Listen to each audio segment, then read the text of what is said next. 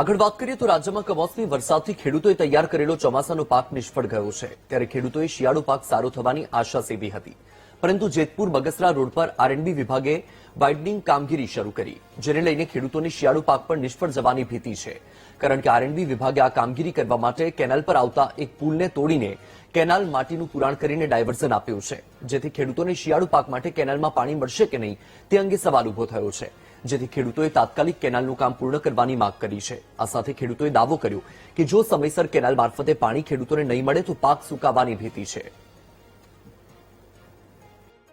Jetpur Bagasara road જે નવું નિર્માણ થાય છે જે ભાદરની કેનાલ નીકળે છે અને ગેટ નંબર 11 થી માંડી નીચેના જેટલા સુખેડી લગીના જેટલા ગેટ આવે તે કેનાલની અંદર ડાયવર્ઝન કાઢ્યું છે એ રોડ બને એટલે આખી કેનાલ પૂરી દેવામાં આવી છે। ખેડૂતને જે શિયાળુ પાક વાવેતર કર્યું 20% થી 80% બાકી છે કેનાલ ઉપર નિર્ભર છે એ લોકોને કરવાનું શું તો એવી સરકારને નમ્ર વિનંતી છે ખેડૂત તરીકે કે બધા વ્યવસ્થા કરી દે વૈકલ્પિક વ્યવસ્થા। નજીકમાં મારી વાડી આવેલી છે અને કેનાલનું પાણી અમારા ખેતરમાં લાગે છે થોડુંક દૂર છે પણ આવું નજીક વાળાને તો બહુ તકલીફ પડે કારણ કે એને આધારે જેને વાવેતર કરેલું છે અને ચોમાસાની અંદર પાક ફેલ ગયો અને અત્યારે આ વાવેતર કર્યું અને 2 પાણ પાય અને ત્રીજું પાણ ન મળે તો આ પાક પણ ફેલ જાય પછી અમારે કઈ સરકારને કહેવાય અમને દિયો પછી સરકાર કેટલું દે નુકસાની અત્યારે જો વાવેતર કર્યું બધાને નુકસાની જ છે નો આવે તો આવી જાય તો કોઈ તકલીફ નથી 5-15 દિનની અંદર આવી જાય તો કોઈ તકલીફ નથી તમારા। અત્યારે આપ જોઈ શકો છો કે પાણીના ચાલવાના બંધ છે અને અમારે ઇરિગેશન વિભાગ સાથે ચર્ચા થયેલી છે